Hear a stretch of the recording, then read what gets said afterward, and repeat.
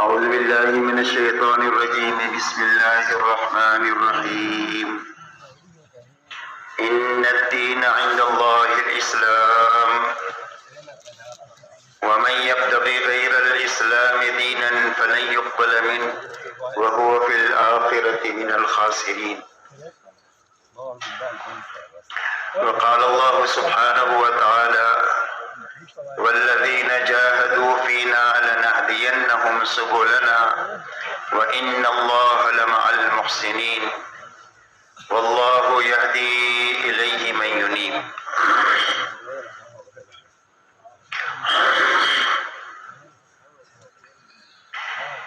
میرے محترم بزرگوں، دوستو، بات کے شروع ہونے سے پہلے چند باتیں اچھی طرح ہم ذہن نشین کر لیں تاکہ ساری مجالس میں بیٹھنے کا پورا نفع ہمیں ملے۔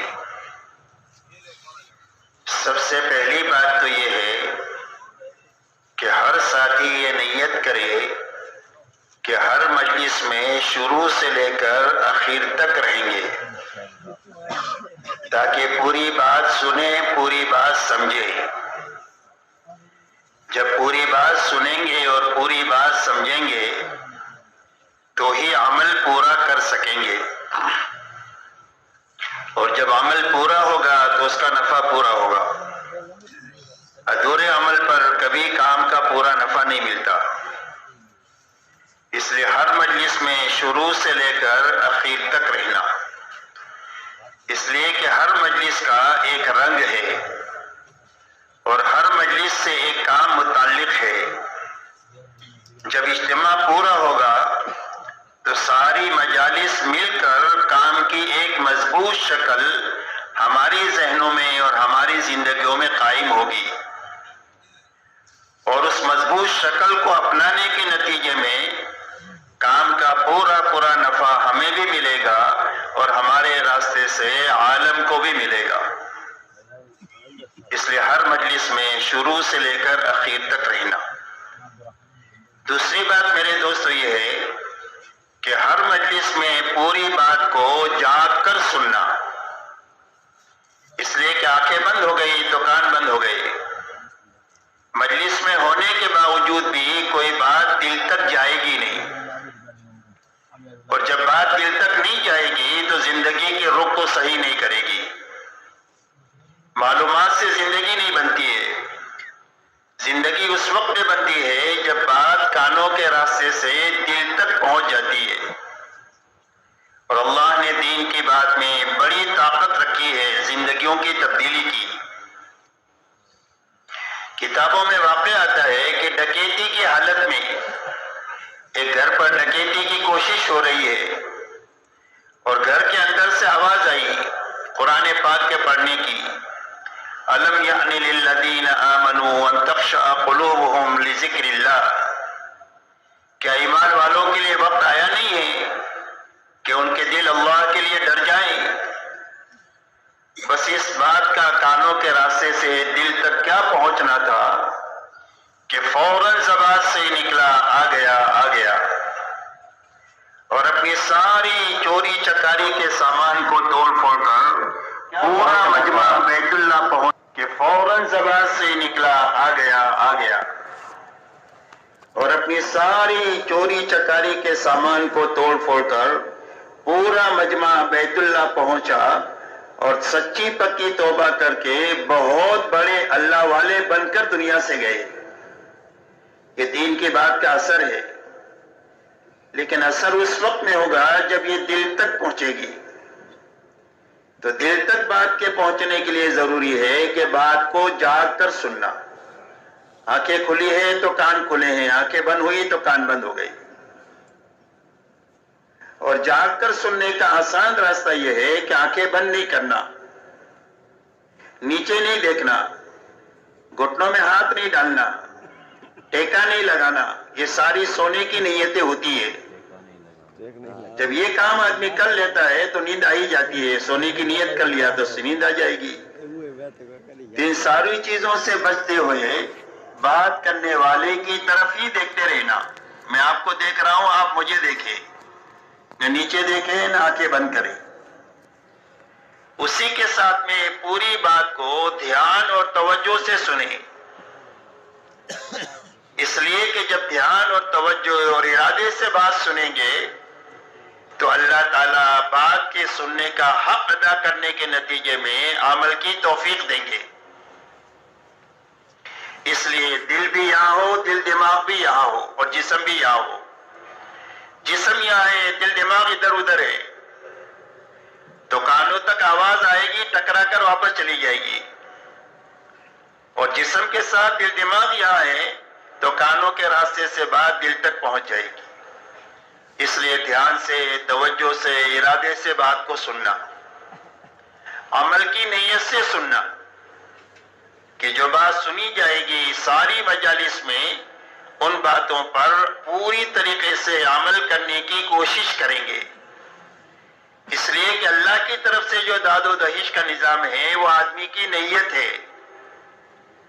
اللہ کی طرف سے دو قاعدے کلیہ ہے، وَإِنَّمَا لِكُلِّ امْرِئٍ مَّا نَوَىٰ وَلَيْسَ لِلْإِنسَانِ إِلَّا مَا سَعَىٰ، فرمایا ہر آدمی کو اس کی کوشش کا صلہ اور بدلہ ملے گا، وَأَنَّ سَعْيَهُ سَوْفَ يُرَىٰ، ہر آدمی کی کوشش دیکھی جائے گی، کوشش صحیح ہے یا غلط ہے، تو ایک تو کوشش پر ملے گا، یہ قاعدہ کلیہ ہے۔ دوسرا قاعدہ کلیہ ہے وَإِنَّمَا لِكُلِّ امْرِئٍ مَّا نَوَىٰ، ہر آدمی کو وہ چیز ملے گی جس کی اس نے نیت کیا۔ اگر آپ نے عمل کی نیت کیا ہے تو اللہ عمل کی توفیق دیں گے، جی چاہے تو بھی نہ چاہے تو بھی، حالات سازگار ہو نہ سازگار ہو، ماحول مناسب ہو نہ مناسب ہو، ہر حال میں اللہ عمل کی توفیق دیں گے عمل کی نیت کرنے کی وجہ سے۔ اس لیے بات کو عمل کی نیت سے سننا، عمل کی نیت سے بات کے سننے کا نفع یہ ہے کہ وہ بات محفوظ ہو جائے گی، ضائع نہیں ہوگی، اور عمل کے وقت میں یاد آئے گی۔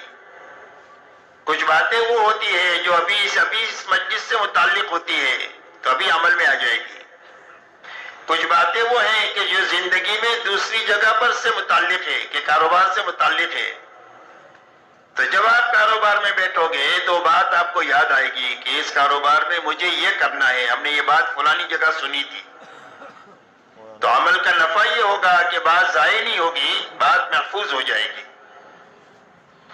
جیسے ایک آدمی کا مہمان آیا تو میزبان نے اپنے باورچی سے کہا کہ میرا یہ خاص دوست ہے، اس کے لیے 10 قسم کے کھانے تم کو تیار کرنے ہیں، اور اس نے 10 قسم کے کھانے گنائے۔ اگر پاس میں بیٹھے والے آدمی سے پوچھے کہ میں نے کیا پکانے کے لیے کہا تو وہ نہیں بتا سکے گا، لیکن باورچی بتا دے گا کہ آپ نے یہ بنانے کے لیے کہا، اس لیے کہ باورچی نے جو بات سنی ہے وہ پکانے کی نیت سے سنی ہے، تو بات اس کے پاس محفوظ ہو گئی۔ تو عمل کی نیت سے سننے کی وجہ سے پورے اجتماع میں جتنی باتیں ہمارے دل دماغ پر پہنچے گی وہ محفوظ ہوتی چلی جائے گی، اور زندگی میں وقت پر عمل کے راستے سے نکھار لاتی چلی جائے گی۔ اسی کے ساتھ میں اچھی طرح سنتے ہوئے، اچھی طرح سمجھتے ہوئے اور اچھی طرح کرتے ہوئے اس بات کو پورے عالم میں اور ساری انسانیت تک لے جانے کی نیت سے سننا، کہ بات کو کہاں تک لے جانا ہے، کہ پورے عالم میں لے کر جانا ہے اور ساری انسانیت تک لے کر جانا ہے۔ تو عالم تو بہت بڑا ہے، کئی سو ملک ہیں، اور دنیا میں 800 کروڑ انسان ہیں، تو سارے انسانوں تک اور ساری دنیا تک جانا کیسے آسان ہوگا ہر آدمی کے لیے؟ تو وہاں تک جانے کا کیا راستہ ہے؟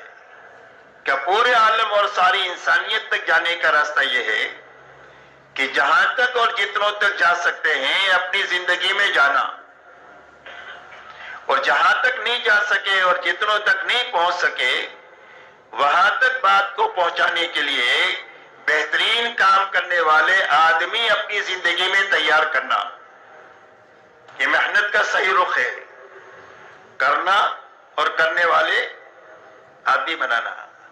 کہ وہی بات یاد رہے گی؟ دیکھو آپ حضرات نے مجھے مشورے سے اوپر بٹھایا ہے تو مجھے نظر آتا ہے کہ کون جاگ رہا ہے کون سو رہا ہے. اس کے لیے آپ لوگ آنکھیں بند نہیں کرنا، جاگ کر سننا، میری طرف دیکھتے رہنا. تو پورے عالم میں اور ساری انسانیت تک پہنچانے کا راستہ یہ ہے کہ جہاں تک جا سکتے ہیں اور جتنوں تک جا سکتے ہیں خود جانا، اور جہاں تک نہیں جا سکے اور جتنوں تک نہیں جا سکے وہاں تک بات کو پہنچانے کے لیے اپنی زندگی میں کام کرنے والا بہترین عملہ بنا کر کے مرنا.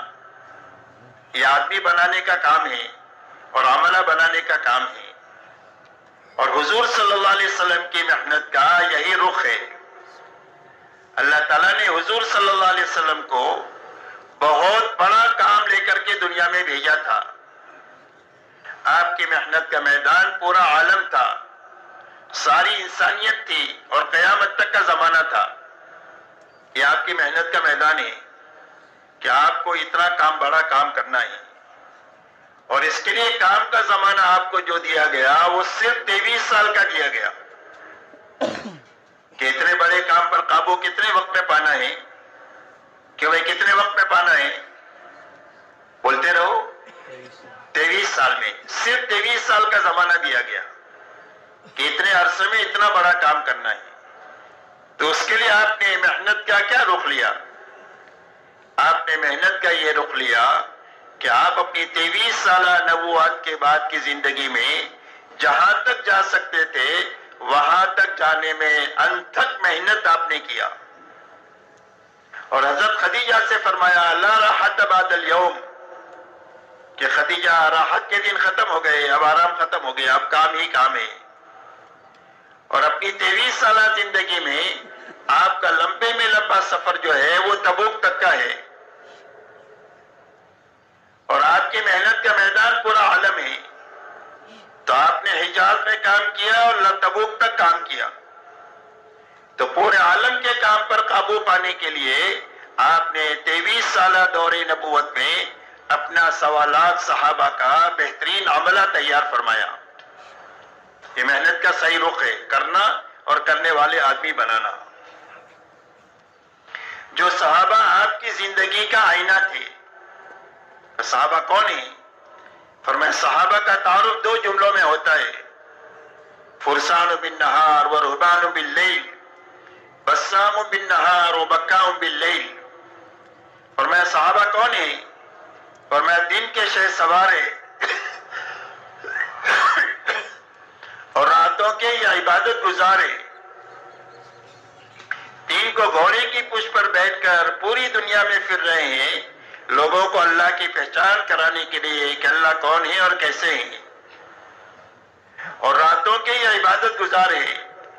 کانوا قلیلا من اللیل ما یہجعون وبالاسحار هم یستغفرون. فرمائے راتوں کو یہ بہت کم سوتے ہیں اور آخر راتوں میں کر کے مٹ کے کھپ کے اللہ کے سامنے استغفار کرتے ہیں کہ اللہ کرنے کا جو کام تھا اس کا حق تو ادا نہیں ہوا. دن میں حشاش بشاش اللہ کے دین کا کام کرنے والے ہیں اور راتوں کو اللہ کے سامنے بہت زیادہ رونے والے ہیں. یہ صحابہ کی شان ہے. حضور صلی اللہ علیہ وسلم کی زندگی کے یہ 2 بڑے رخ ہیں. آپ کا دین دعوت اور تعلیم کے لیے اللہ نے آپ کو داعی اور معلم بنا کر کے بھیجا تھا. تو آپ کے دن کا اکثر وقت جو ہے وہ دعوت پر، تعلیم پر، امت کی دیکھ بھال پر خرچ ہوتا تھا. اور آپ کی رات کا بڑا حصہ اللہ کے سامنے عبادت میں، کھڑا ہونے میں، رونے میں اور قرآن پاک کے پڑھنے میں خرچ ہوتا تھا. یہاں تک کہ رات کو آپ اتنا کھڑے ہوتے تھے کہ آپ کے پیروں پر ورم آ جاتا تھا. یہ آپ کا دن ہے، یہ آپ کی رات ہے. اور یہی دونوں چیزیں آپ کے مجمع میں منتقل ہوئی. اس لیے میرے دوستو کام کا صحیح رخ یہ ہے کہ کام کو اچھی طرح سننا، اچھی طرح سمجھنا، اچھی طرح کرنا اور اچھی طرح کرتے ہوئے کام کرنے والے بہترین آدمی اور عملہ بنا کر کے مرنا اور جینا. کہ یہ بات سمجھ میں آ رہی ہے؟ ان چیزوں کو سامنے رکھ کر ساری مجالس میں ہم کو بیٹھنا ہے تاکہ جب اجتماع ختم ہو تو ان بنیادوں کو اپنی زندگی کا مقصد بنا کر اور اس کی کرنے کے پکے ارادے اور عزائم کے ساتھ ہم اپنے اپنے رخوں پر روانہ ہو کہ بھئی پورا مجمع اس کے لیے تیار ہے. اللہ تعالیٰ قبول فرمائے.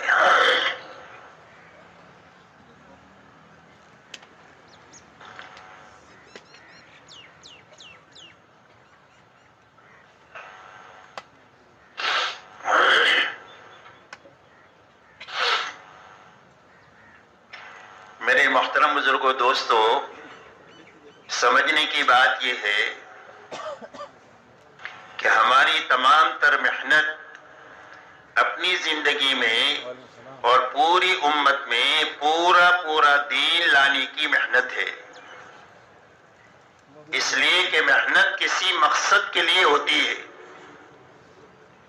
تجارت جو ہے یہ کمائی کے لیے ہوتی ہے، تجارت کے لیے نہیں ہوتی.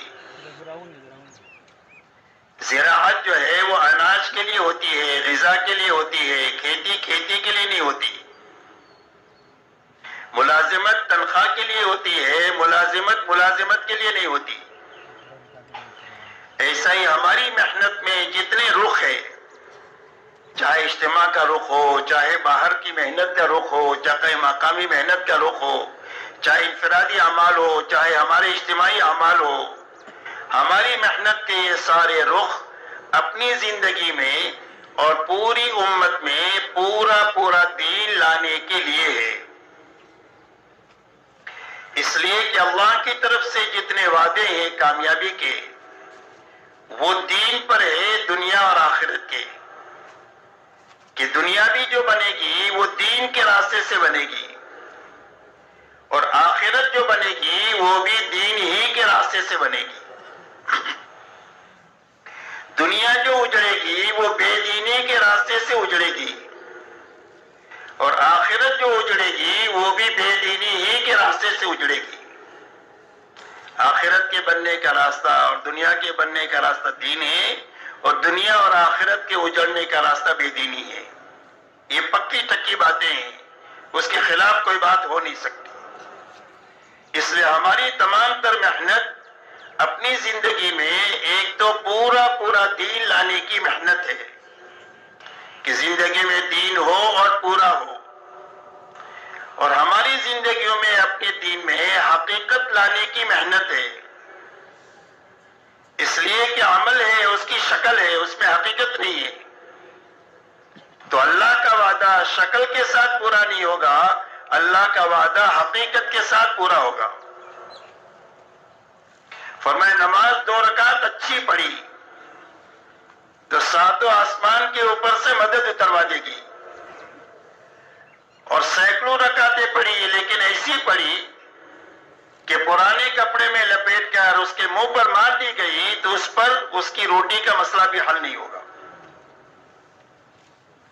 روزہ رکھا تو یہ ڈھال ہے اور اس کا بدلہ اللہ ہے. روزہ ایسا رکھا کہ فرمایا اس کو بھوک اور پیاس کے سوا کچھ بھی نہیں ملے گا، صرف بھوکا رہا اور کچھ بھی نہیں ملا اس میں. یہ اس کی شکل ہے، اس کی حقیقت ہے. ایسے ہی ہماری دین کے ہر عمل میں عمل پورا بھی ہو اور اس میں حقیقت ہو، اس کی محنت دعوت اور تبلیغ کے راستے سے ہو رہی ہے. اس لیے کہ دنیا اور آخرت کے جتنے وعدے ہیں وہ اللہ کی طرف سے دین کے اوپر ہے. اسی لیے فرمایا من عمل صالحا من ذکر او انثى وهو مؤمن فلنحيينه حياة طيبة وَلَنَجْزِيَنَّهُمْ أَجْرَهُمْ بِأَحْسَنِ مَا كَانُوا يَعْمَلُونَ.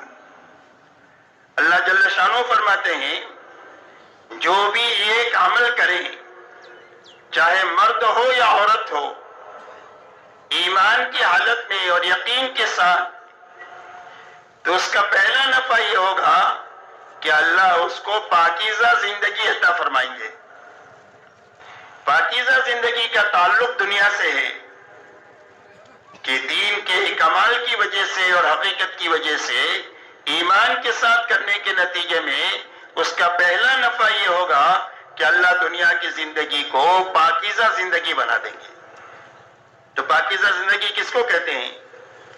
پاکیزہ زندگی اس کو کہتے ہیں کہ اللہ تعالیٰ جس حال میں بھی ہو دلوں میں اطمینان، چین اور سکون عطا فرمائے. جھوپڑے میں ہے لیکن دل میں سکون ہے. رات کو بھوکا سویا ہے لیکن بادشاہوں کس سے زیادہ دلوں میں سکون ہے. تو یہ سکون اللہ عطا فرمائیں گے، وہ دین کے راستے سے عطا فرمائیں گے. آپس میں محبتیں عطا فرمائیں گے، گھر میں، برادری میں، خاندانوں میں، شہر میں، ملک میں، عالم میں. فرمایا حیات طیبہ کا اثر یہ ہوگا کہ جھگڑے ختم ہو جائیں گے، محبتیں قائم ہو جائیں گی. مقدر کی تھوڑی زیادہ روزی جو ہے وہ اللہ حلال اور برکت والی آسانی کے ساتھ دیں گے. حلال بھی دیں گے، برکت والی بھی دیں گے اور آسانی کے ساتھ دیں گے. یہ حیات طیبہ کا اثر ہوگا. دنیا حالات کا گھر ہے، دنیا حالات کا گھر ہے. کبھی خوشی ہے، کبھی غمی ہے، کبھی بیماری ہے، کبھی تندرستی ہے، کبھی مالداری ہے، کبھی غریبی ہے، کبھی امن ہے، کبھی خوف ہے. تو دنیا حالات کا گھر ہے. تو جب کبھی بھی کوئی حال آئے گا تو اس حال سے نکلنے کے لیے اللہ دعاؤں میں قبولیت کا مقام عطا فرما دیں گے. کہ حال کیسے حل ہو جائے گا؟ فرمایا دعا کے راستے سے حال حل ہو جائے گا. حال سے اللہ نکال دیں گے، وہ دعا کی قبولیت عطا فرمائیں گے. اور اللہ تعالیٰ اس حیات طیبہ میں ایسی صاف ستھری اور پاکیزہ زندگی عطا فرمائیں گے کہ ہر آدمی کو دیکھ کر رشک ہو کہ یہ زندگی تو مجھے ملنی چاہیے. ایسی حیات طیبہ فرمایا ایمان اور عمل پر اللہ دیں گے، ایمان کے ساتھ. دوسرا وعدہ آخرت کا فرمایا. فرمایا ان کے کہ ایک بہترین بدلہ جو دیں گے وہ آخرت میں دیں گے. اس لیے کہ دین کے دو نفع ہیں، ایک برکت ہے، ایک بدلہ ہے. تو برکت دنیا میں ملے گی اور بدلہ آخرت میں ملے گا. اس لیے کہ دنیا بدلے کی متحمل نہیں ہے. دین کا بدلہ بہت بڑا ہے اور بڑا بدلہ دینے کے لیے اللہ نے آخرت بنائی ہے. تو اس لیے آخرت میں اللہ تعالیٰ بدلہ دیں گے، جنت کی شکل میں، اپنی رضا کی شکل میں. ایک تو جنت دیں گے اور جنت میں اللہ اپنی رضا دے دیں گے، جہاں پر آدمی کی ہر خواہش پوری ہوگی اور آدمی کی ہر مانگ پوری ہوگی. مختصر الفاظ بھی سمجھے، وَلَكُمْ فِيهَا مَا تَشْتَهِي أَنفُسُكُمْ وَلَكُمْ فِيهَا مَا تَدَّعُونَ. تمہارے لیے جنت میں وہ ہے جو تمہارا جی چاہے، ہر چاہت پوری ہو جائے گی اور جو مانگو گے وہ مانگ پوری ہو جائے گی. تو ایسی کامیابی جنت کی شکل میں اللہ دیں گے آخرت میں، دین پر اور پورے دین پر. اور آخر میں اللہ رضا دیں گے جنت کی نعمت دینے کے بعد، اور فرما دیں گے کہ میرے بندو میں تم سے راضی ہو گیا ہوں، اب کبھی تم سے ناراض نہیں ہوں گا. اب اللہ کی رضا کی وجہ سے یہ کھٹکا ختم ہو جائے گا کہ کبھی ناراض ہو کر اللہ جنت سے نکال نہ دے. اس لیے کہ اللہ جب کسی سے ایک مرتبہ راضی ہو جاتے ہیں تو پھر کبھی اس سے ناراض نہیں ہوتے ہیں. تو یہ بڑی بڑی نعمتیں جو ملے گی وہ آخرت میں دین کے راستے سے ملے گی. اس لیے اللہ تعالیٰ کی طرف سے جتنے وعدے دنیا اور آخرت کی بھلائی کے ہیں وہ دین پر ہے. اسی لیے فرمایا ان الذین آمنوا وعملوا الصالحات سیجعل لهم الرحمن ودا. فرمایا جو ایمان لائے اور نیک عمل کیے اس کا اثر دنیا میں کیا ہوگا؟ فرمایا اللہ ان کے لیے محبتیں دنیا میں پیدا کر دیں گے کہ اپنے اور پرائے سارے ان سے محبت کریں گے، کوئی ان سے نفرت نہیں کر سکتا. یہ محبت کا اثر ہے ایمان اور عمل کا. یہ وعدہ ہے اللہ کی طرف سے کہ دنیا میں اللہ ان کی محبتیں لوگوں کے دلوں میں پیدا فرما دیں گے. اللہ تعالیٰ نے فرمایا وَلِلَّهِ الْعِزَّةُ وَلِرَسُولِهِ وَلِلْمُؤْمِنِينَ وَلَكِنَّ الْمُنَافِقِينَ لَا يَعْلَمُونَ. فرمایا عزت اللہ کے خزانے میں ہے، نبی کے راستے سے آتی ہے اور ایمان والوں کے لیے آتی ہے. دنیا میں عزت کا حق ایمان والوں کے لیے ہے. ایمان والوں کو ایمان کی بنیاد پر اللہ عزت دیں گے. لا تہنوا ولا تحزنوا وانتم الاعلون ان کنتم مؤمنین. فرمایا گھبرانے کی اور غم کرنے کی بات نہیں ہے. دنیا میں سربلندی تمہارا ہی حق ہے اگر تم مومن ہوئے. ایمان پر اللہ دنیا میں سربلندی کا مقام عطا فرمائیں گے. اللہ اپنی مدد ساتھ فرمائیں گے دنیا میں بھی اور آخرت میں بھی. اِنَّا لَنَنصُرُ رُسُلَنَا وَالَّذِينَ آمَنُوا فِي الْحَيَاةِ الدُّنْيَا وَيَوْمَ يَقُومُ الْأَشْهَادُ. اللہ فرماتے ہم اپنے نبیوں کی مدد کرتے رہیں گے اور ایمان والوں کی مدد کرتے رہیں گے دنیا کی زندگی میں بھی اور قیامت کے دن بھی ہماری مدد ان کے ساتھ چلے گی. وعد اللہ الذین آمنوا منکم وعملوا الصالحات لیستخلفنهم فی الارض الی آخر الآیہ. اللہ جل شانہ فرماتے ہیں اللہ وعدہ کرتے ہیں ایمان والوں سے اور نیک عمل کرنے والوں سے کہ ان کو دنیا کے سیاہ اور سفید کا مالک بنائیں گے. ان کے ہاتھوں دنیا میں حق کو زندہ کریں گے اور حق کے زندہ کرنے کی وہ محنت ان کے ہاتھوں سے لیں گے جو اللہ نبیوں سے لیتے ہیں. فرمایا وہ محنت ہم ان سے لیں گے اور جیسے پہلے لوگوں سے کام لیا ان سے کام لیں گے اور ان کے لیے جس دین کو پسند کیا ہے اس کی کمزوری کو ختم کر کے اس کو قوت عطا فرما دیں گے کہ دین کا راج ان کی انفرادی زندگیوں پر بھی ہوگا, ان کی اجتماعی زندگیوں میں بھی دین کا راج ہوگا, ان کی سیاسی زندگیوں پر بھی دین کا راج ہوگا اور ان کی معاشرتی زندگیوں پر بھی دین کا راج ہوگا. دین کو ایسی قوت عطا فرمائیں گے کہ ہر شعبے پر دین کی چلے گی اور ہر شعبہ اس کی ماتحتی میں چلے گا. اور فرمایا کہ ان کے خوف و ہراس کو ہم عمل سے بدل دیں گے. ایمان والا خوف کے ساتھ نہیں جی سکتا, فرمایا ہم ان کے خوف اور ہراس کو امن سے بدل دیں گے. اسی لیے فرمایا الذین آمنوا ولم یلبسوا ایمانہم بظلم فاولئک لهم الامن. فرمایا جو ایمان لائے اور اپنے ایمان میں شرک کی ملاوٹ نہیں کیا, ظلم کی ملاوٹ نہیں کیا, تو فرمایا امن ان کا حق ہے, دنیا میں امن کے ساتھ رہیں گے, یہ کبھی خوف اور ہراس کے ساتھ نہیں رہ سکتے. اس لیے کہ دنیا میں امن ایمان کے راستے میں آئے گا اور دنیا میں سلامتی اسلام کے راستے سے آئے گی. یہ میرے دوستو اللہ کی طرف سے ہر عمل پر وعدہ ہے, ہر عمل کا وعدہ, دنیا کا وعدہ بھی آخرت کا وعدہ بھی. کہ ایک مرتبہ آدمی نے ذکر کیا اللہ کا, تو ذکر کا کیا نفع ہے؟ فرمایا ذکر کا نفع یہ ہے کہ جب ذکر صحیح شکل سے ہوگا تو اللہ دلوں میں اطمینان عطا فرمائیں گے, دنیا کا نفع ہے.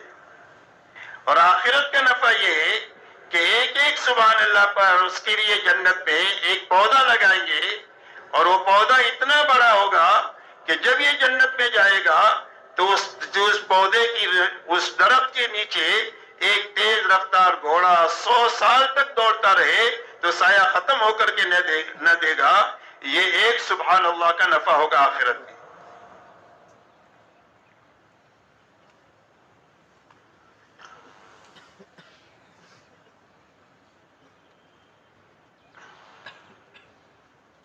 ایک آدمی نے زکات پوری نکالی تو فرمایا اس کا کیا نفع ہوگا؟ فرمایا اللہ اس کا کئی گنا دنیا میں دیں گے اور آخرت میں بھی حساب دیں گے.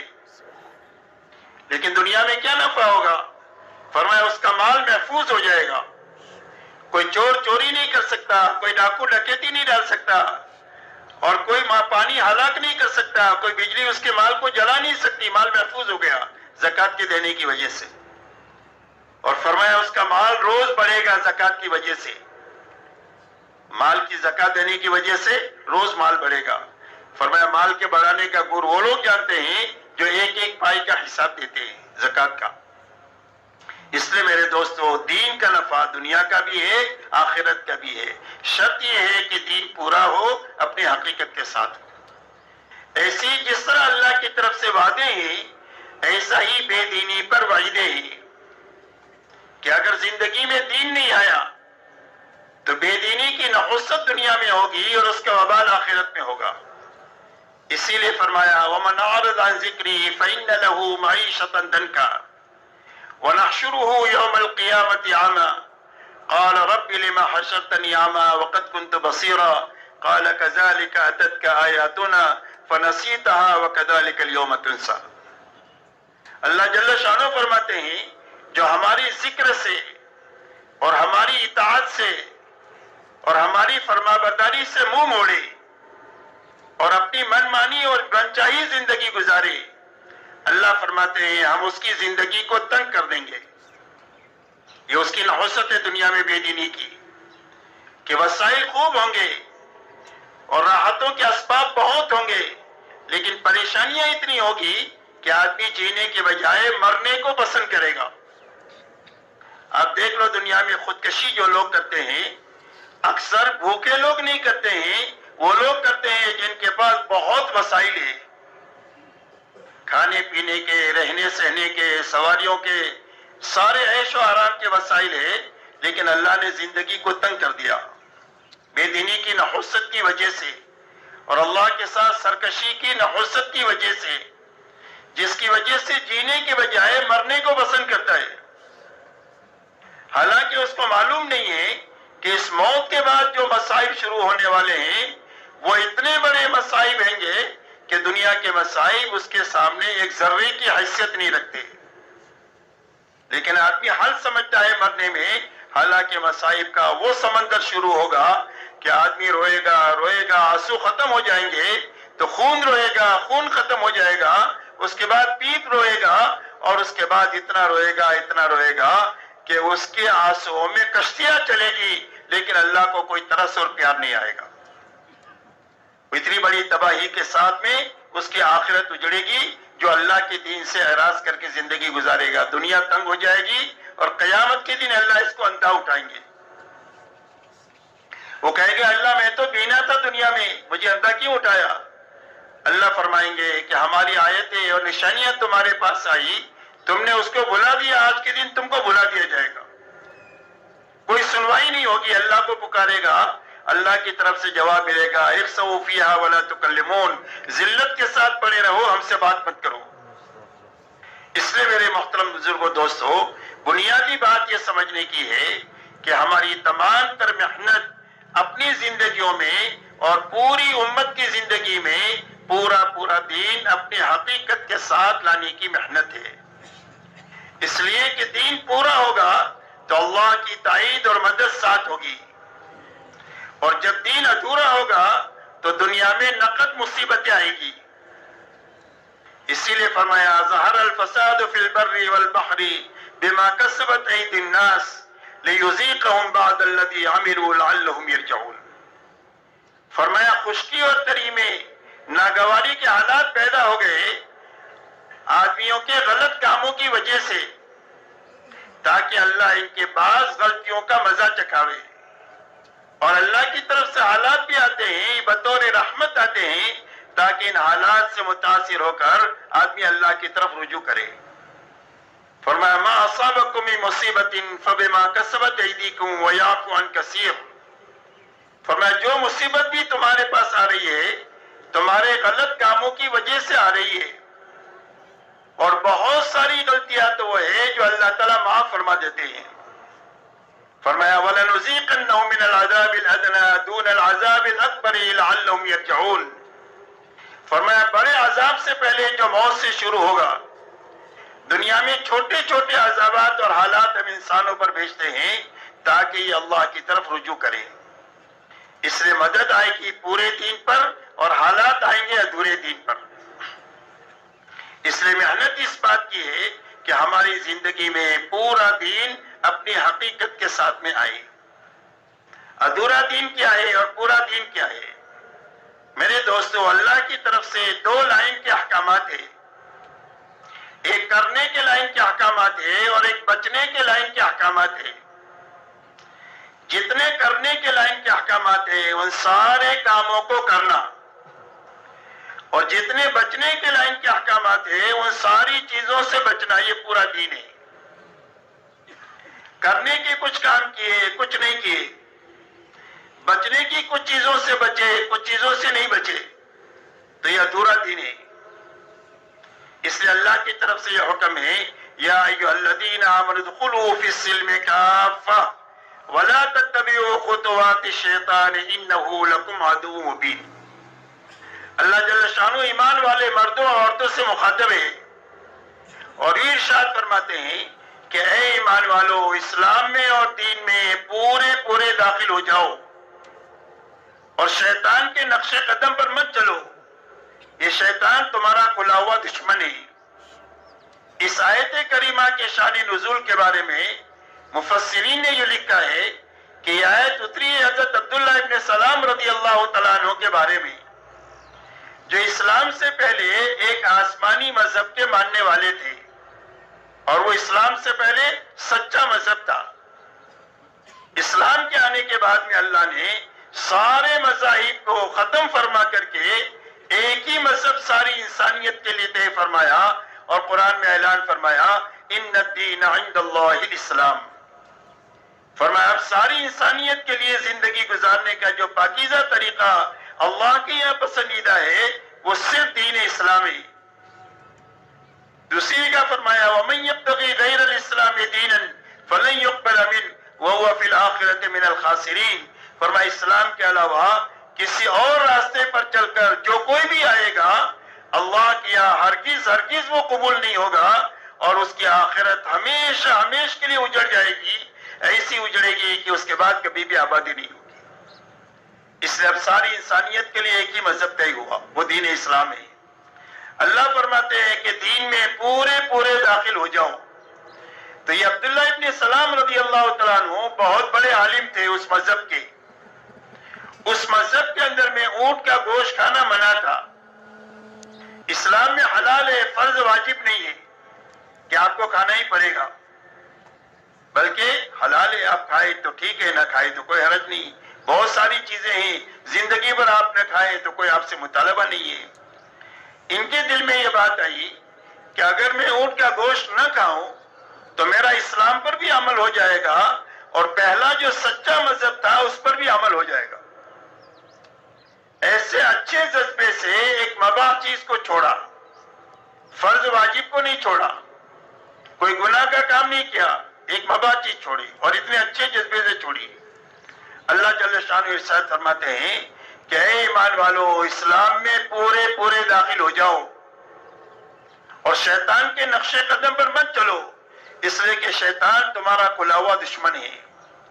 اس لیے کہ ہم نے تمہارے لیے پورا دین اتار دیا ہے۔ الیوم اکملت لکم دینکم واتممت علیکم نعمتی ورضیت لکم الاسلام دینا، کہ ہم نے تمہارے لیے دین اسلام کو پورا اتار دیا ہے۔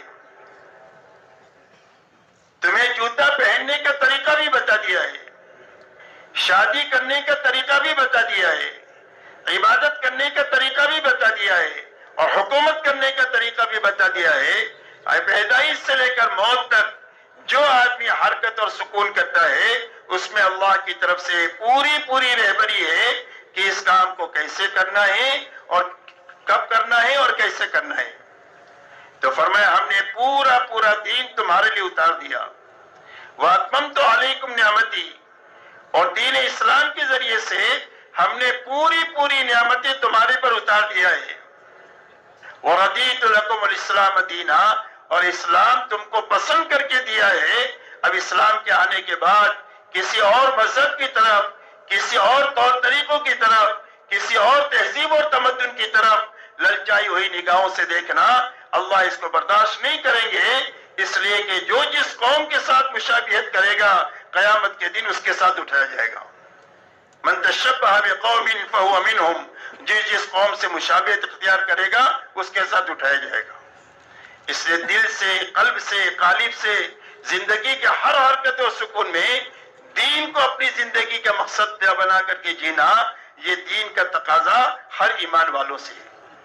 اس لیے میرے محترم بزرگوں دوستو، ہماری محنت کی بنیاد یہ ہے کہ ہماری زندگی میں پورا دین اپنی حقیقت کے ساتھ آتا چلا جائے۔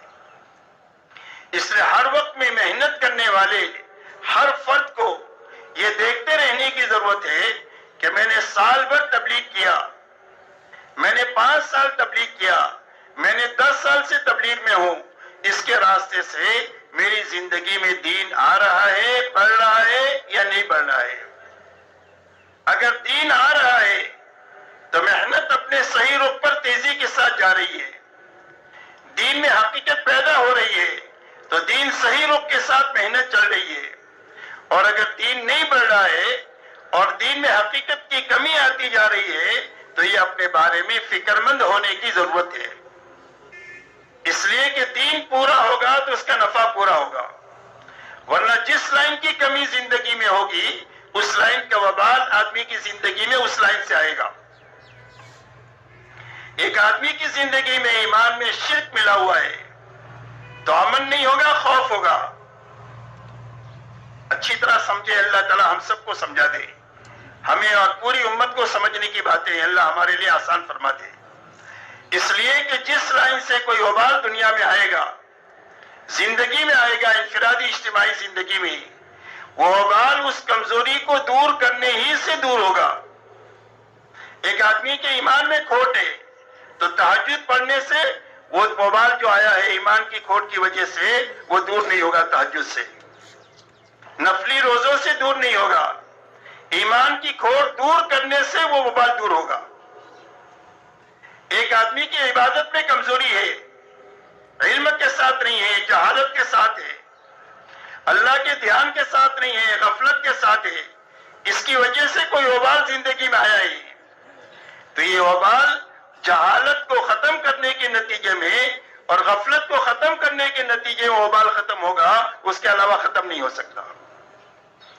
ایک آدمی کی زندگی میں معاشرت کے لائن کی کمزوری ہے، ماں باپ کو ناراض کر کے رکھا ہوا ہے، اس کی وجہ سے وبال ہے زندگی میں، تو وہ وبال ماں باپ کو راضی کے بغیر دور نہیں ہوگا، یاد رکھیں۔ کتنا بھی تبلیغ کریں گے تو وبال دور نہیں ہوگا جب تک ماں باپ کو راضی نہیں کریں گے۔ حضور صلی اللہ علیہ وسلم کے زمانے میں ایک صحابی نوجوان کے انتقال کا وقت ہوا، ان کو کلمے کی تلقین کی جا رہی ہے، زبان سے کلمہ نہیں نکل رہا۔ حضور صلی اللہ علیہ وسلم کو اطلاع دی گئی، آپ تشریف لائے، تحقیق حال کیا تو پتا چلا کہ ان کی ماں کو ناراضگی ہے، اور ناراضگی کی وجہ کیا ہے؟ فرمایا زبان میں تھوڑی سی تیزی ہے، جو تیزی ماں کی دل کو دکھا رہی ہے، تو اس کا اثر ہی ہو رہا ہے کہ موت کے وقت میں زبان سے کلمہ نہیں نکل رہا ہے۔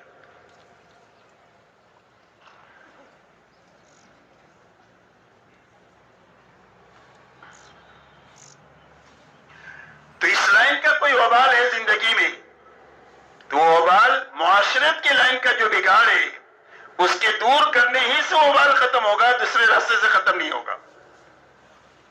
ایک آدمی کے زندگی میں معاملات کی بگاڑ کی وجہ سے کوئی وبال ہے تو وبال معاملات کو صحیح کرنے ہی سے وبال دور ہوگا۔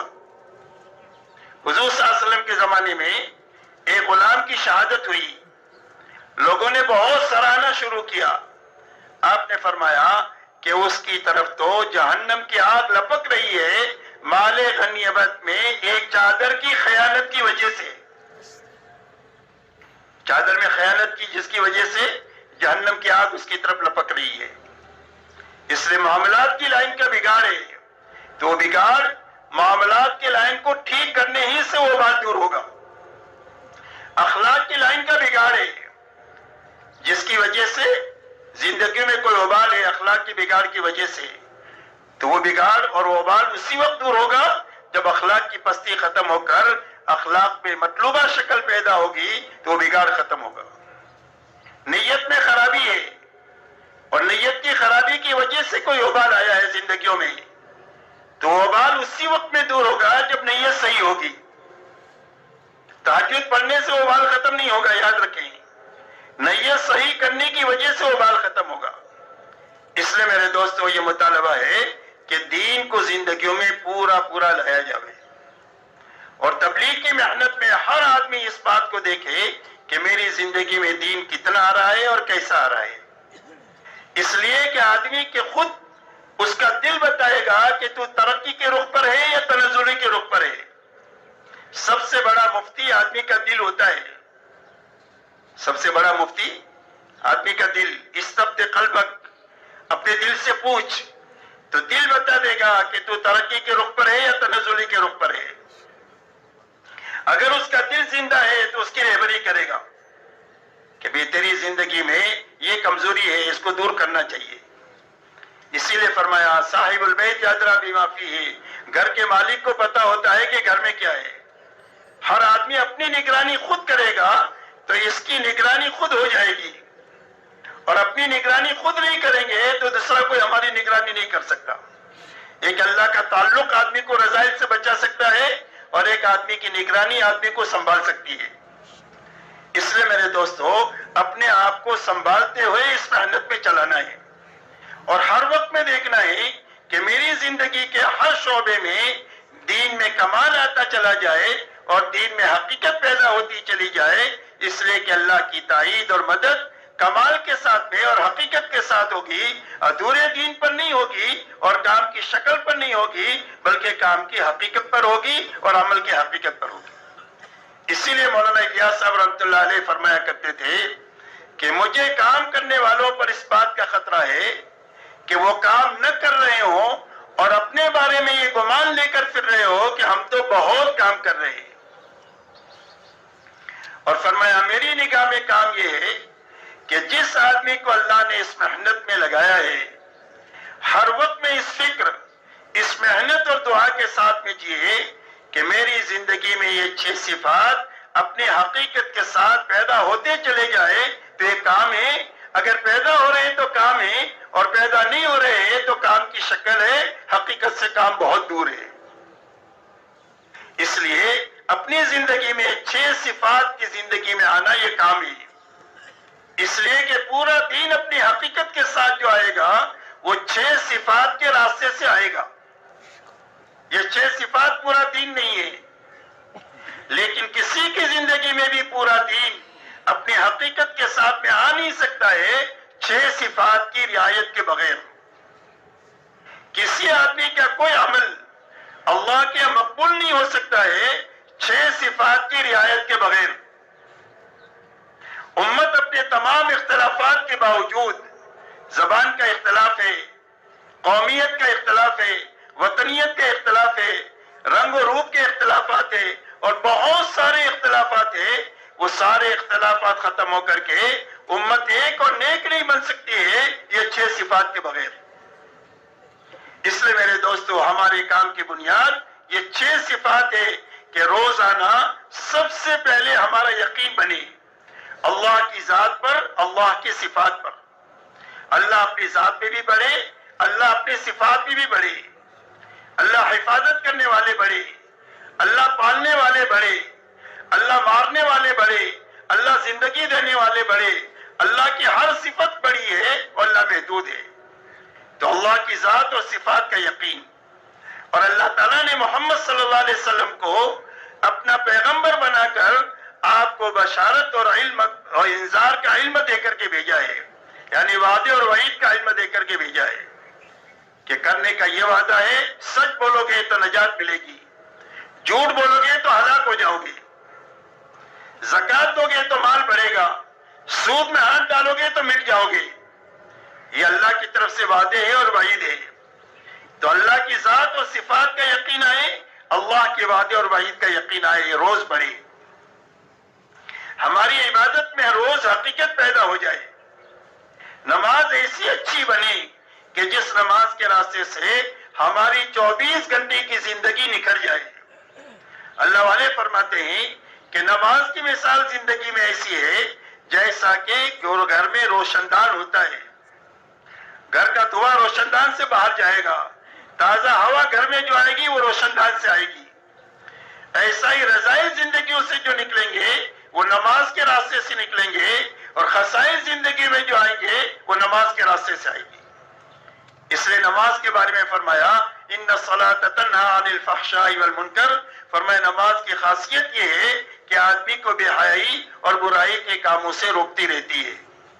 جیسی نماز بنتی چلی جائے گی زندگیوں میں رذائل نکلتے جائیں گے اور خسائر زندگی میں آتے چلے جائیں گے۔ حضرت عمر رضی اللہ تعالیٰ عنہ کے زمانے میں ایک نوجوان کی آنکھ لگ گئی ایک نوشیزہ سے، خیر القرون کا زمانہ تھا، تو لڑکی نے نوجوان سے یوں کہا کہ آگے کی بات تو بعد میں کریں گے، پہلا کام یہ کرو کہ 40 دن امیر المومنین کے پیچھے تکبیر اولیٰ کے ساتھ نماز پڑھو۔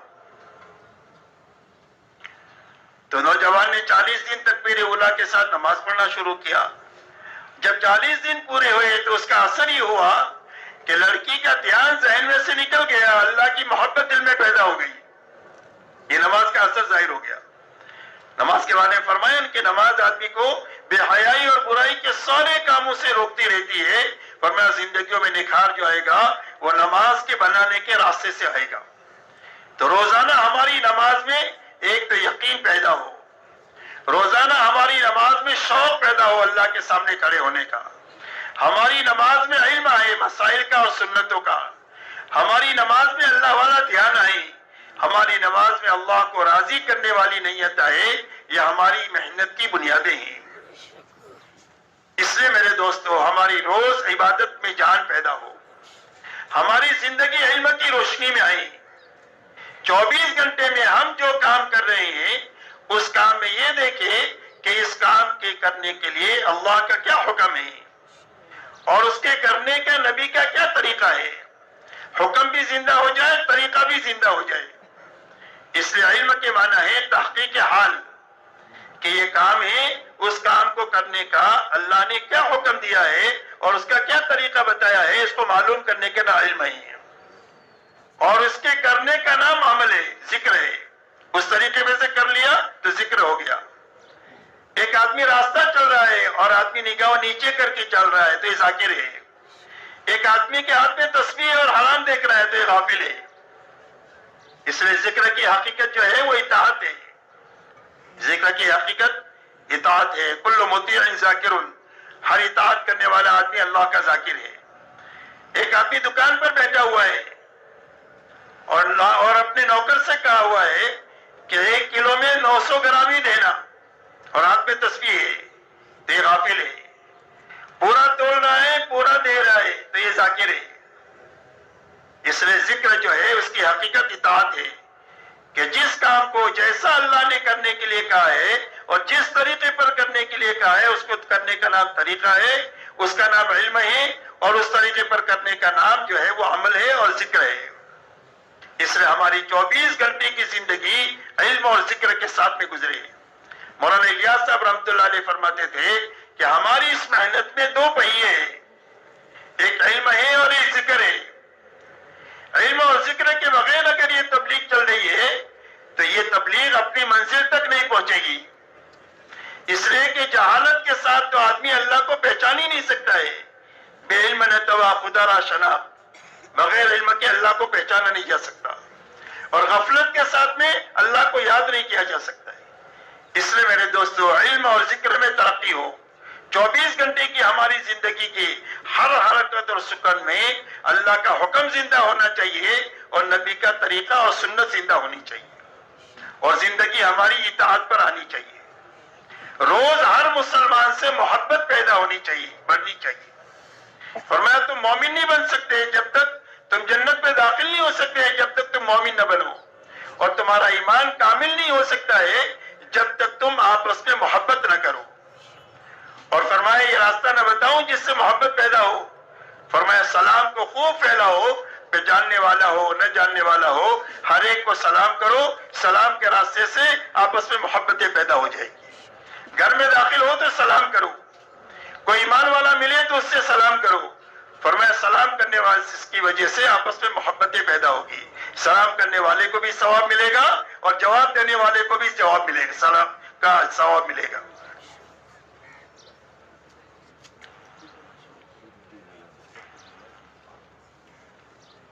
اس لیے ہر مسلمان سے محبت کرنا ہے، مسجد وار جماعت کے ساتھیوں سے محبت، حلقے کے ساتھیوں سے محبت، شہر کے کام کرنے والے ساتھیوں سے محبت، عالم کے ساتھیوں سے محبت۔ نفرت کی تو ہمارے کام میں کوئی گنجائش ہی نہیں ہے۔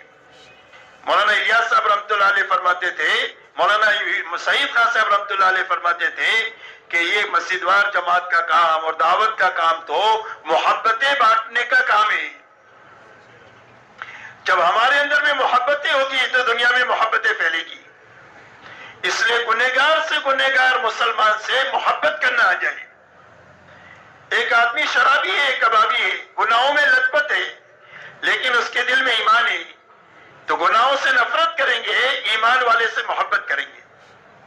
جیسے بیماری سے نفرت ہوتی ہے، بیمار سے محبت ہوتی ہے۔ ایسے گناہ سے نفرت، گنہگار سے محبت. تو ہر گنہگار سے، گنہگار محبت سے، ایمان والے سے محبت کرنا آ جائے. اس لیے کہ محبت کے راستے سے ہمارے ایمان میں کمال پیدا ہوگا. فرمایا لا یؤمن احدکم حتی یحب لاخیہ ما یحب لنفسہ. فرمایا تم میں کا کوئی بھی آدمی کامل مومن نہیں ہو سکتا ہے جب تک اپنے بھائی کے لیے وہ چیز نہ پسند کرے جو اپنے لیے پسند کرتا ہے. اور ایمان والوں کے بارے میں اللہ کا فیصلہ ہے انما المؤمنون اخوہ، سارے ایمان والے آپس میں بھائی بھائی ہیں.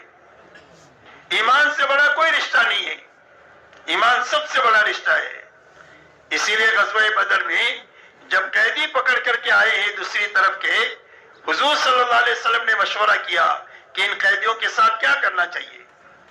تو حضرت صدیق اکبر رضی اللہ تعالیٰ نے رائے دیا کہ اللہ کے نبی ان سے فدیہ لے کر چھوڑ دینا چاہیے. حضرت عمر رضی اللہ تعالیٰ نے رائے دیا کہ اللہ کے نبی میری رائے یہ ہے کہ ہر مسلمان کے ہاتھ میں اس کے کافر رشتہ دار کو دے دو. باپ مسلمان ہے، بیٹا بے ایمان ہے، باپ کے ہاتھ میں اس کے بیٹے کو دے دو، وہ اس کی گردن مار دے اور اللہ کے سامنے ہم ثابت کر دے کہ جو ایمان والا ہے وہ ہمارا ہے، جو ایمان والا نہیں ہے وہ ہمارا نہیں ہے. سب سے بڑا رشتہ جو ہے وہ ایمان کا رشتہ ہے. انما المؤمنون اخوہ، ہر ایمان والے سے محبت کرنا آ جائے، نفرتیں ختم ہو جائے، دشمنیاں ختم ہو جائے، تیری میری ختم ہو جائے، ہر ایک کو نبھانا آ جائے، ہر ایک سے محبت کرنا آ جائے، ہر ایک کے کام میں آنا آ جائے.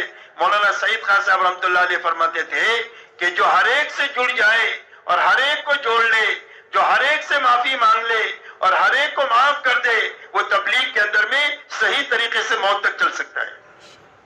اس لیے کہ غلطی تو آدمی سے ہی ہوگی، تو غلطی ہو جائے تو معاف کرنے کا حکم ہے، غلطی ہو گئی تو معافی مانگنے کا حکم ہے کہ معافی مانگ لے. بڑے باپ کا آدمی نہ بنے کہ میں کیوں معافی مانگوں، بلکہ معافی مانگ لے اور جس سے غلطی ہوئی وہ معاف کر دے. جب آپس میں ہم ایک دوسرے کو معاف کر دیں گے تو اللہ بھی ہم کو معاف کر دیں گے. اسی کے ساتھ میرے دوستو روز ہمارے فکر بنے اپنے آخرت کے بنانے کا اور اللہ کو راضی کرنے کا. روز ہمارے اندر میں ترقی پیدا ہو کہ اللہ مجھ سے راضی کیسے ہو جائے، میری زندگی رضا کے ساتھ کیسی گزرے، یہ فکر ہم کو لاحق ہو جائے. موت اللہ کی رضا پر کیسے آئے، میری زندگی کا ہر عمل میری آخرت کو کیسے بنائے اور آخرت کو اجالنے سے کیسے بچائے، اس فکر کے ساتھ ہم کو جینا آ جائے. یہ ہماری محنت کی بنیادیں ہیں. اس لیے کہ مخلصین ہدایت کے چراغ ہیں اور مخلصین کے ہاتھوں بڑے بڑے فتنوں کو اللہ تعالیٰ دفن کرتے ہیں اور مخلصین کے ہاتھوں اللہ دنیا میں ہدایت کو چلاتے ہیں، چاہے وہ تھوڑے ہوں چاہے کمزور ہوں. ان کمزوروں اور تھوڑوں کے ہاتھوں اللہ دنیا میں ہدایت کو چلائیں گے. شرط یہ ہے کہ وہ اللہ چاہتے ہو اور آخرت چاہتے ہو. اسی کے ساتھ میرے دوستو اس محنت کے راستے سے جان مال کے دھوکے سے ہم نکلے، جان مال کے دھوکے سے نکلے. ہم کو یہ بات لگ گئی ہے کہ جان میری ہے، مال میرا ہے، میں جہاں چاہے وہاں لگاؤں، جب چاہے وہاں لگاؤں اور جتنا چاہے وہاں لگاؤں. اس دھوکے سے ہم نکلے کہ جان مال میری نہیں ہے، اللہ نے جنت کے بدلے میں خرید لیا ہے اور اللہ تعالیٰ نے میرے ہاتھ میں امانتاً دیا ہے اور اس کے لگانے کا ایک مصرف بتلایا ہے. مجھے اس مصرف پر اپنی جان مال کو لگانا ہے اور اتنی لگانا ہے جتنا میری لگانے کا اللہ کی طرف سے حکم ہے. اس لیے کہ ہماری محنت کی جو شکل اللہ والوں نے ایمان والوں کی کمزوری کو سامنے رکھ کر کے دیا ہے، یہ محنت کی ابتدائی شکل ہے.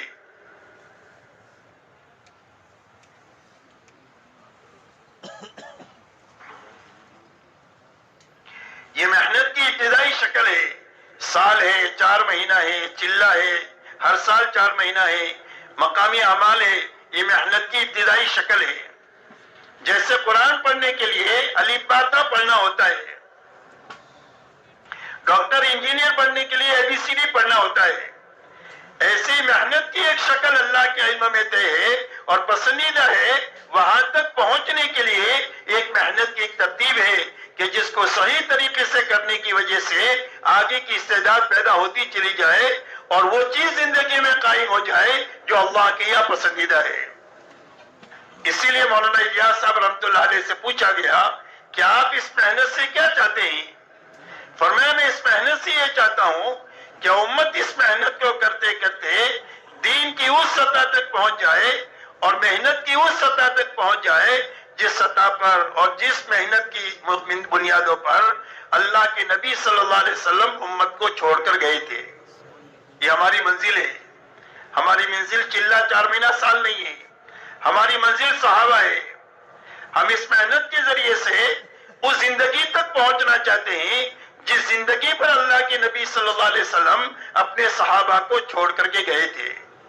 اس لیے کہ قیامت تک حق کا معیار حضور صلی اللہ علیہ وسلم اور صحابہ کی زندگی ہے، اور اللہ کی رضا آپ کی اور آپ کے صحابہ کی زندگیوں کے ساتھ ہے۔ اسی لیے صحابہ کے ساتھ ہے رضی اللہ عنہ ورضوا عنہ۔ صحابہ کون ہیں؟ فرمایا صحابہ وہ ہے کہ جن سے اللہ راضی ہو گئے اور وہ اللہ سے راضی ہو گئے۔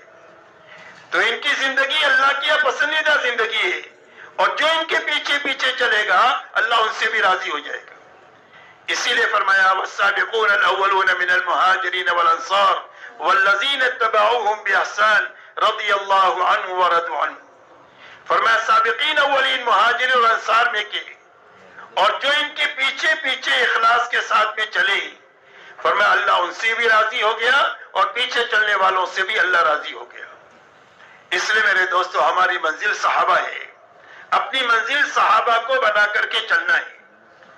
یہ معنی نہیں ہے کہ ہم صحابی بن جائیں گے، کوئی صحابی نہیں بن سکتا، لیکن ہاں جو بنیادیں صحابہ میں تھی وہ بنیادیں قیامت تک امت میں زندہ ہو سکتی ہے، اور جب وہ بنیادیں امت کے ایک معتدی مجمع میں زندہ ہوگی اللہ اس مجمع سے وہ کام لیں گے جو کام اللہ نے صحابہ سے لیا۔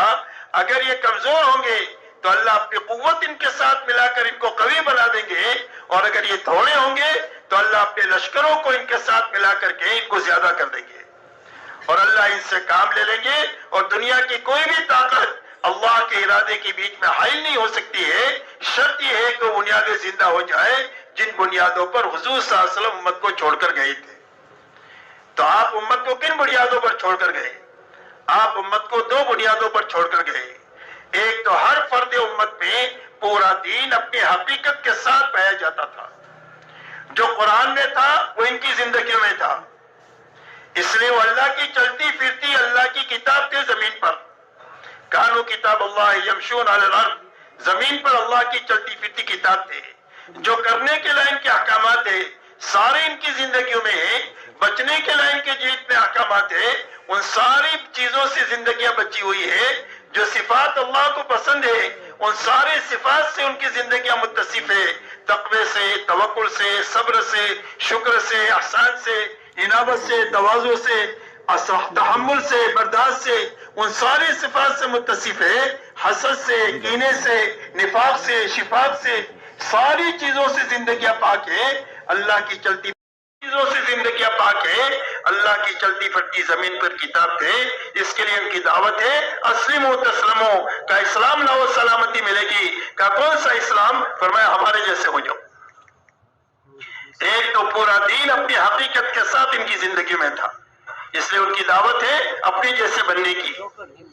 دوسرے انہوں نے اپنی محنت کو اس سطح تک پہنچا دیا جو سطح اللہ کی یا پسندیدہ کی، اور وہ سطح وہ پسندیدہ ہے جس سطح پر حضور صلی اللہ علیہ وسلم نے 23 سالہ محنت کر کے امت کو پہنچایا ہے۔ اسی لیے آپ کے زمانے میں محنت کی جو سطح تھی وہ سطح یہ تھی کہ ہر ایمان والا اپنی جان اور مال کو دعوت پر اتنی لگائے جتنا کہ دعوت کا تقاضا ہے۔ اس لیے آپ کے زمانے میں تقاضے کی تشکیل تھی کہ جان مال کتنی لگانی ہے، کہ جتنا تقاضا ہے اتنی لگانی ہے۔ ہم اپنے گھر کاروبار میں کتنی لگتے لگاتے ہیں، جتنا گھر کاروبار کا تقاضا ہے اتنا گھر کاروبار میں لگتے لگاتے ہیں، تو سارے تقاضے پورے ہو جاتے ہیں۔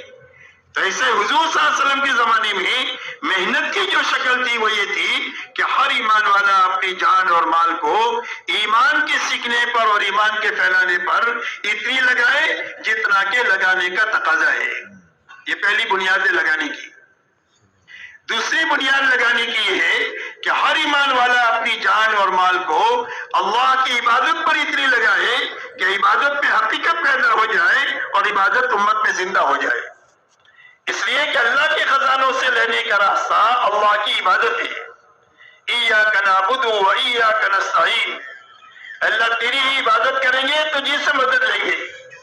تو اللہ کی مدد کے لینے کا راستہ اللہ کی عبادت ہے. تو عبادت پر جان مال اتنی لگانا کہ عبادت میں حقیقت پیدا ہو جائے اور امت میں عبادت زندہ ہو جائے جتنا کہ عبادت کا تقاضا ہے. نمبر 3 لگانے کی جگہ اخلاق ہے کہ ہر ایمان والا اپنی جان مال اللہ کی مخلوق کو راحت پہنچانے پر اتنی لگائے جتنا کہ اخلاق کا تقاضا ہے. یہ تیسری لگانے کی جگہ ہے کہ اخلاق پر ہماری جان مال لگے. اس لیے حضور صلی اللہ علیہ وسلم کے زمانے میں اور صحابہ کے زمانے میں لگانے کا معیار وہ نہیں تھا جو ہمارے یہاں پر ہے. وہاں تقاضا جتنا تھا اتنا لگایا جاتا تھا. ایک مرتبہ حضرت حسن اور حسین اور عبداللہ ابن جعفر یہ تینوں حضرات سفر پر تھے. ان کی اونٹنی جس پر توشا تھا وہ گم ہو گئی. اب کھانا اس پر تھا. دیکھا بھوک لگی ہے تو انہوں نے دیکھا کہ کچھ کھانے کی جگہ ہے تو دیکھا ایک جھوپڑا ہے. جھوپڑے پر پہنچے تو ایک بڑی بھی تھی, بڑی عمر کی عورت. اس نے کہا اما جان ہم ہاشمی لوگ ہیں, آپ ہماری مہمانی کرے گی؟ کہا بیٹا یہ سامنے بکری کھڑی ہے, لے آؤ ذبح کر کے میں تمہارے لیے پکا دیتی ہوں, کھا لو.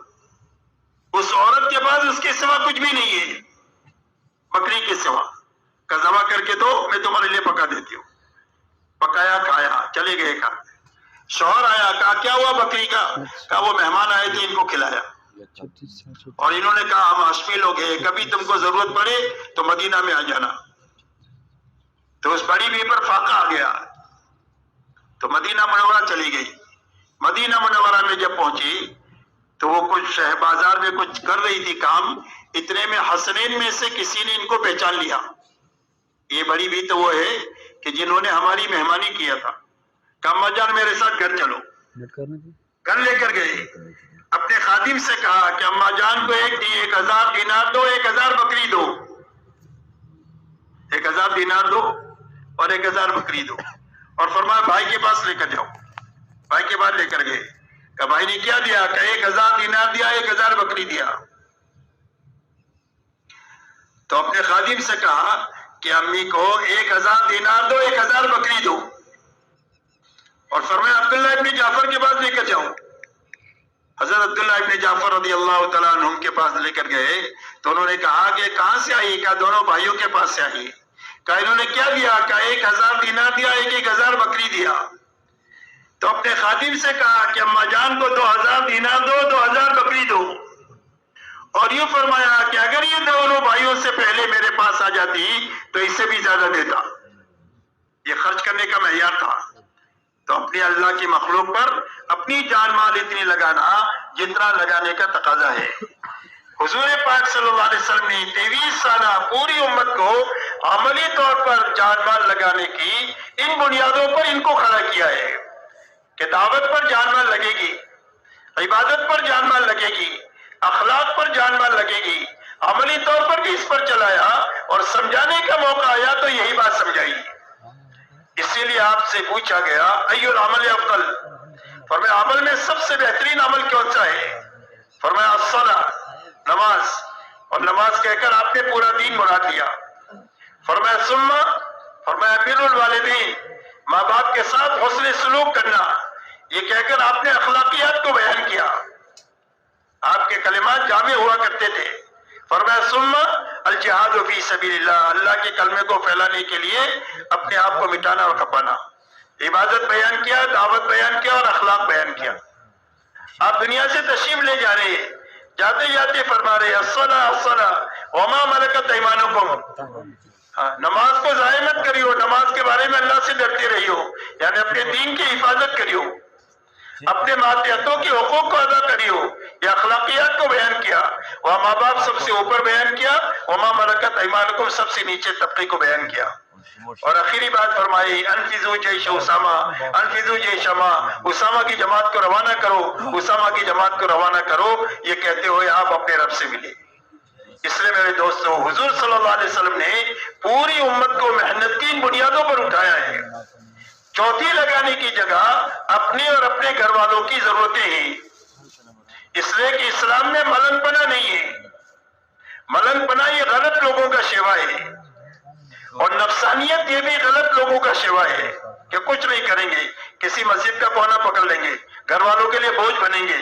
اسلام میں اس کی گنجائش نہیں ہے، اور نفسانیت کی اسلام میں گنجائش نہیں ہے۔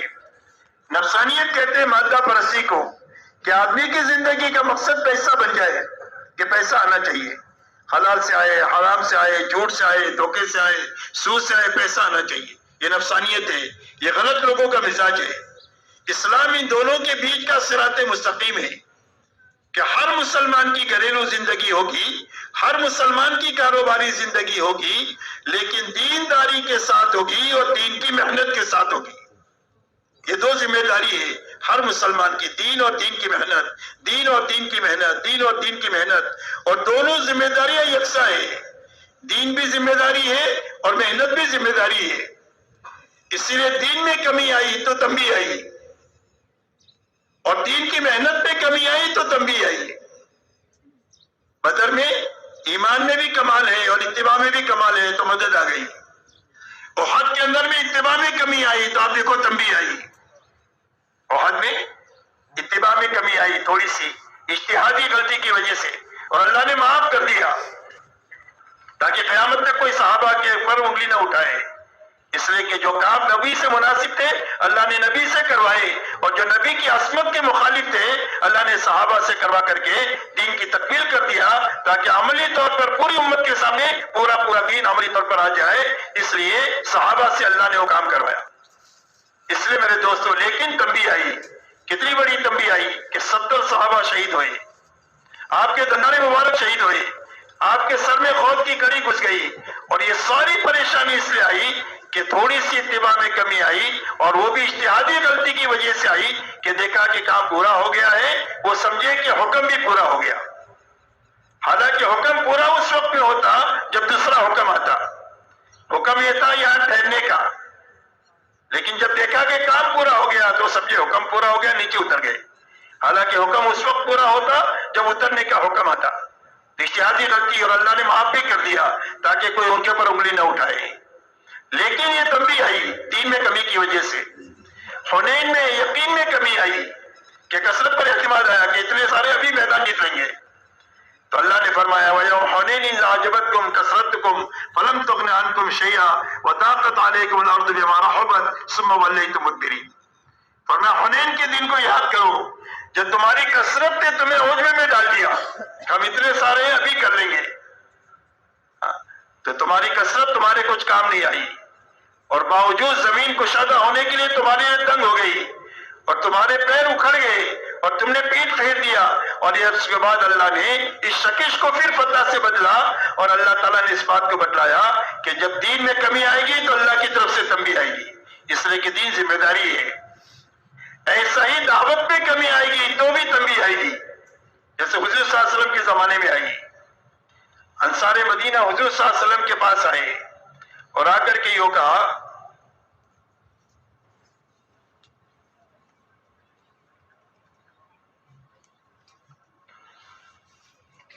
کہ اللہ کے رسول دین کے بڑے مددگار ہو گئے، کام کا شروع زمانہ تھا، تقاضے بہت تھے، آدمی تھوڑے تھے، تو ہم کو اپنے باغات کی دیکھ بھال کا موقع نہیں ملا، تو باغات میں ویرانی آئی ہوئی ہے، اللہ کے نبی تھوڑا سا موقع دے دیں، باغات کی دیکھ بھال کر کے آ کر پھر کام میں لگ جاتے ہیں۔ ابھی آپ نے کوئی جواب نہیں دیا، اور اللہ کی طرف سے قرآن میں آیت اتر رہی ہے انفقوا فی سبیل اللہ ولا تلقوا بأیدیکم الی التہلکہ واحسنوا ان اللہ یحب المحسنین۔ اللہ جل شانہ فرماتے ہیں کہ خرچ کرتے رہو، لگتے رہو، لگاتے رہو، اور اپنے ہاتھوں اپنے آپ کو ہلاکت میں نہ ڈالو۔ تمہارا دین کی محنت کو چھوڑ کر اپنی دنیا کے سنوارنے میں لگنا، جس میں تم اپنے لیے نجات سمجھ رہے ہو، تمہارا خالق پیدا کرنے والا تمہارے لیے اس میں تمہارے لیے ہلاکت دیکھ رہا ہے، اس لیے کہ وہ راستہ جہاں تم جانا چاہتے ہو وہ غیر یقینی راستہ ہے اور لمبا راستہ ہے، زندگیوں کے بننے کا غیر یقینی راستہ ہے کہ اس راستے سے زندگی بنے گی، یہ یقینی راستہ نہیں ہے، اور لمبا راستہ ہے، مسائل حل ہو کر کے نہیں دیں گے. اور جس راستے پر تم ہو وہ زندگیوں کے بننے کا یقینی راستہ ہے اور شارٹ کٹ راستہ ہے. اس راستے سے یقینی طور پر زندگیاں بنے گی اور صرف تمہاری نہیں تمہاری نسلوں کی بنے گی اور ایک دو نسل نہیں صدیوں تک کے لیے بنے گی اور تھوڑے سے عرصے میں بن جائے گی. آپ اندازہ لگاؤ صرف صحابہ کی محنت کا زمانہ 25 سال کا زمانہ لگنے مٹنے کا زمانہ ہے. 23 سالہ نبوت کا زمانہ ہے مٹنے کا کھپنے کا لگنے لگانے کا. اور صدیق اکبر رضی اللہ تعالیٰ عنہ کا 2 سال سے کچھ زیادہ زمانہ یہ لگنے مٹنے کھپنے کھپانے کا ہے. 25 سال کا زمانہ لگنے کا ہے. لیکن اس کے بعد تو اللہ نے اتنا دیا کہ صدیوں تک وہ کھاتے اور کھلاتے رہے. وہ اور ان کی نسلیں کھاتی کھلاتی رہی اور ختم ہو کر کے نہیں دیا. صدیوں تک ان کی اولاد میں آپ کو بہار ملے گی. اللہ نے 25 سال کے عرصے میں اسی زندگیاں بنائی. صحابہ 1000 سال تک دنیا کے راستے سے دنیا پر محنت کرتے تو اتنا نہیں مل سکتا تھا جو اللہ نے ان کو صرف 25 سال کے عرصے میں دیا ہے. اور صرف ان کو نہیں بلکہ صدیوں تک کے لیے ان کی نسلوں کو دیا ہے. اس لیے میرے دوستو یہ دونوں ذمہ داری ہے. اس لیے فرمایا کہ ہر آدمی کی گھریلو زندگی ہو کاروباری زندگی ہو لیکن دینداری کے ساتھ ہو اور دین کی محنت کے ساتھ ہو. زندگی کی کیا ترتیب ہو کہ زندگی کی ترتیب یہ ہو کہ جب اللہ کا حکم آ جائے یا دین کی محنت کا تقاضا آ جائے تو اس کے مقابلے میں خواہش کو توڑ دیں گے چھوڑ دیں گے قربان کر دیں گے اور اپنی دنیاوی تقاضوں کو صرف آگے پیچھے کریں گے. چھوڑنا کسی چیز کو نہیں ہے اور نہ چھوڑنے کا حکم ہے. اور ہم چھوڑ بھی کیا سکتے ہیں کہ بھی کیا چھوڑ سکتے ہیں؟ کھانا چھوڑ سکتے ہیں اگر 24 گھنٹہ نہ کھائے تو اور 24 گھنٹہ نہ سوئے تو دن میں تارے نظر آ جائیں گے. اس لیے چھوڑنا ہمارے بس میں ہے ہی نہیں نہ حکم ہے. اس لیے چھوڑنا کسی چیز کو نہیں ہے صرف دنیاوی تقاضوں کو آگے پیچھے کرنا ہے. اس کا نام ہی اللہ قربانی دیتے ہیں. کہ آپ صبح میں سو رہے ہیں اور اذان کی آواز ہو گئی اللہ اکبر اللہ اکبر تو اب اپنے بستر کو چھوڑ کر مسجد میں جاؤ. اس کا نام قربانی ہے کہ اپنی راحت کو چھوڑا حکم پورا کرنے کے لیے. گشت کا وقت آ گیا اپنی دنیا کا کوئی کام ہے کہ اس کو بعد میں کریں گے ابھی گشت کریں گے. اس کا نام قربانی ہے. دنیا کا کام پہلے کر لیں گے یا بعد میں کر لیں گے عمل کو اپنے وقت پر کر لیں گے. اس کا نام قربانی ہے. صرف آگے پیچھے کرنے کو اللہ قربانی کا نام دیتے ہیں. زندگی کی جب یہ ترتیب بنے گی تو اللہ تعالیٰ قربانی کی برکت سے روزانہ ہدایت پہ ترقی دیں گے. اس لیے کہ جس چیز کو جس کے لیے قربان کریں گے اسی کی محبت بڑھے گی اسی کی عظمت بڑھے گی اسی کا یقین بڑھے گا. اگر دنیا کو قربان کیا ہے دین کے لیے اور دعوت کے لیے تو دین کی محبت بڑھے گی دین کی عظمت بڑھے گی دین سے زندگیوں کے بننے کا یقین آئے گا. دعوت کے تقاضوں کے لیے دنیا کو قربان کیا ہے دعوت سے زندگیوں کے بننے کا یقین پیدا ہوگا اور اس کی محبت اور عظمت پیدا ہوگی. جس چیز کو جس کے لیے قربان کریں گے اس کی محبت عظمت اور یقین آئے گا. اس لیے میرے دوستو ملنگ پنا بھی نہیں ہے اور نفسانیت بھی نہیں ہے. اس لیے فرمایا چوتھی لگانے کی جگہ ہے اپنی اور اپنے گھر والوں کی ضرورتیں ہی. اور ہر انسان کی 5 ضرورتیں کھانا ہے کپڑا ہے مکان ہے سواری ہے اور شادی ہے. ان ضرورتوں کو خود کے لیے بھی حاصل کرنا ہے اور اس میں لگنا بھی ہے. اپنے متعلقین کی ضرورتوں کو حاصل کرنے میں بھی لگنا ہے اور اس کے پورا کرنے بھی لگنا ہے. لیکن بقدر ضرورت لگنا ہے اسراف سے بچ کر کے لگنا ہے. یہ محنت کا صحیح رخ ہے. بقدر ضرورت لگنا ہے اور اسراف سے لگنا ہے اسراف سے بچ کر کے لگنا ہے. اس لیے کہ ضرورت کی حد ہے اور اسراف کی کوئی حد نہیں ہے. اسراف کی مثال اللہ والے فرماتے ہیں آگ کی آگ میں کتنا بھی لکڑی ڈالو سب کو جلا دے گی اس کا پیٹ بھرے گا ہی نہیں.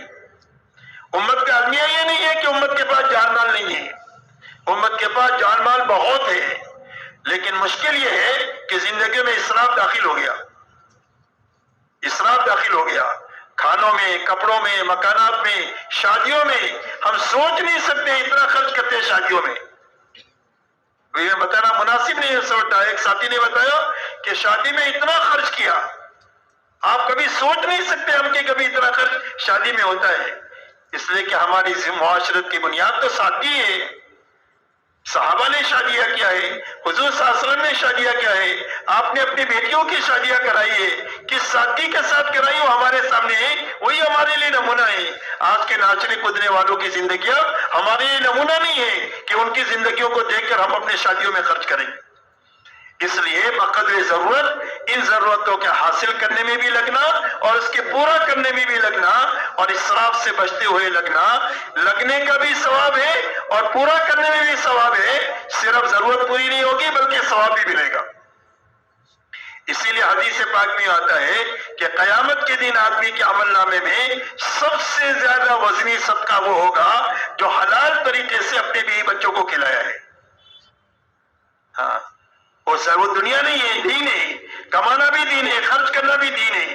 شرط یہ ہے کہ بقدر ضرورت ہو، اسراف سے بچ کر کے ہو۔ محنت کا یہ رخ حضور صلی اللہ علیہ وسلم نے قائم فرمایا 23 سال میں، اور اس 23 سال میں قائم کرنے کا نتیجہ یہ ہوا کہ صدیوں میں جو نقصان ہوا تھا اس کی تلافی سالوں میں ہو گئی۔ حضرت عیسیٰ علیہ السلام اور حضور صلی اللہ علیہ وسلم کے بیچ میں 650 سال کا زمانہ ہے جس میں کوئی نبی نہیں آئے۔ اس لیے انسانوں میں جہالت آخری درجے کی اور انسانوں میں گمراہی آخری درجے کی، اور یہ جہالت اور گمراہی صرف 23 سال میں ختم ہو گئی۔ کتنے سال میں ختم ہو گئی؟ 23 سال میں ختم ہو گئی، اور یہ دونوں بنیادیں زندہ ہو گئی، علم بھی زندہ ہو گیا اور ہدایت بھی زندہ ہو گئی۔ اس لیے کہ اللہ نے پوری انسانیت کے پنپنے کے لیے دو بنیادیں اتاری ہیں، ایک ایمان اتارا ہے اور ایک علم اتارا ہے، اور یہ دونوں بنیادیں امت میں زندہ ہو گئی کہ مجمع بن گیا علم اور ہدایت کے اعتبار سے، اور ماحول بھی بن گیا۔ اس لیے ان کی زندگیاں نمونہ بن گئی پورے عالم کے لیے، قیامت تک کے لیے، اور ایسا پاکیزہ ماحول بن گیا کہ ساری انسانیت کے لیے اسلام کی طرف آنے کی راہ ہموار ہو گئی۔ اس لیے میرے دوستو، دعوت کی اس محنت کے ذریعے سے ایک مجمع ایسا بنانا مقصود ہے کہ جس کی زندگیوں میں محنت کی یہ بنیادیں زندہ ہو جائے، کہ جن بنیادوں کو حضور صلی اللہ علیہ وسلم نے امت میں زندہ کیا ہے۔ اب وہ مجمع کتنا ہوگا ہم نہیں جانتے، اللہ جانتے ہیں۔ ہو سکتا ہے 313 سے ہو جائے، بدر میں 313 سے ہو گیا، چھوٹے سے مجمع سے کام ہو گیا، سوالات صحابہ سے کام ہو گیا، اصحاب کہف کی 10 سے ایک چھوٹی جماعت سے کام ہو گیا، ایک نوجوان سے کام ہو گیا۔ سیرت کی کتابوں میں ملے گا کہ ایک نوجوان کے ہاتھوں پورے ملک کی ہدایت کا کام اللہ نے لیا۔ میں تفصیلی واقعات میں نہیں جاتا۔ اصحاب کہف یہ بتا رہا ہے کہ 10 کے قریب جماعت تھی، اس سے پورے ملک کی ہدایت کا کام اللہ نے لیا۔ بدر میں 313 سے اللہ نے کام لے لیا، اور صحابہ کی سوالات جماعت سے اللہ نے اتنا بڑا کام لیا کہ پوری دنیا کے سوئے و نصیب کو اللہ نے جگہ دیا اور انسانیت کا رخ صحیح کر دیا، اور پوری دنیا کے غلط دائرے کو صحیح دائرے سے بدل دیا ایک چھوٹی سی جماعت اور کمزور جماعت کے ہاتھ۔ میرے دوستو، یہ تو بہت بڑا مجمع ہے، لاکھوں کا مجمع، اور ایک ملک کا نہیں ہے، عالم کا مجمع ہے۔ اگر یہ مجمع جو آیا ہوا ہے یہ مجمع طے کرے کہ ہمیں محنت کے اس رخ پر آنا ہے جس رخ پر حضور صلی اللہ علیہ وسلم نے اس امت کو اٹھایا ہے، تو یہ مجمع اپنی زندگیوں کو بنانے کے لیے اور اپنی زندگی کے بننے کے ساتھ عالم کے بنانے کے لیے اتنا بڑا مجمع اللہ نے چاہا تو کافی ہو جائے گا۔ اس لیے میرے دوست یہ مجمع طے کرے کہ ہمیں محنت کے اس رخ پر آنا ہے، کہ بھائی آنا ہے، بھائی کس کو آنا ہے۔ ماشاءاللہ، اللہ تعالیٰ قبول، پورا دنیا سے آیا ہوا پورا مجمع یہ طے کرے کہ ہمیں اس محنت کو ایسی اچھی طریقے سے کرنا ہے اور ایسی پوری طریقے سے کرنا ہے کہ آہستہ آہستہ ہم محنت کے اس رخ پر پہنچے جس رخ پر حضور صلی اللہ علیہ وسلم چھوڑ کر گئے تھے۔ اب وہ رخ جس پر حضور صلی اللہ علیہ وسلم چھوڑ کر گئے تھے میرے دوستو، وہی رخ قیامت تک کے لیے امت کے سنبھلنے کا ہے۔ اس لیے کہ اللہ تعالیٰ نے جس زمانے میں بھی انسانیت کی ہدایت کا ارادہ فرمایا اور حق کو دنیا میں چلانے کا ارادہ فرمایا اور غلط زندگیوں کو اللہ نے ختم کرنے کا ارادہ فرمایا، تو اللہ تعالیٰ نے اس زمانے میں نبیوں کے راستے سے دعوت کی مبارک محنت کو وجود بخشا۔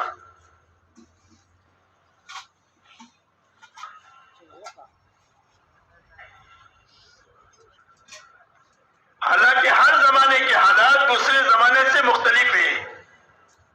کسی زمانے میں ملک والوں کا چلن تھا، کسی زمانے میں مال والوں کا، کسی زمانے میں صنعت اور حرفت والوں کا، اور کسی زمانے میں تجارت والوں کا، کسی زمانے میں باغات والوں کا، کسی زمانے میں اکثریت والوں کا۔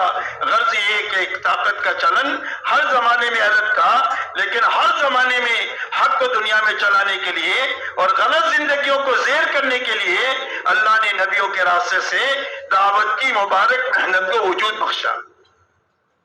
لیکن دعوت کا کام بھاری ہے، اس لیے کہ یہ بے طلبوں میں کیا جاتا ہے، چاہے بے طلبی کفر کی وجہ سے ہو اور چاہے ضعف ایمان کی وجہ سے ہو، چاہے بے طلبی کفر کی وجہ سے ہو چاہے ضعف ایمان کی وجہ سے ہو، دعوت کا کام بھاری ہے، اس لیے کہ بے طلبوں میں کیا جاتا ہے۔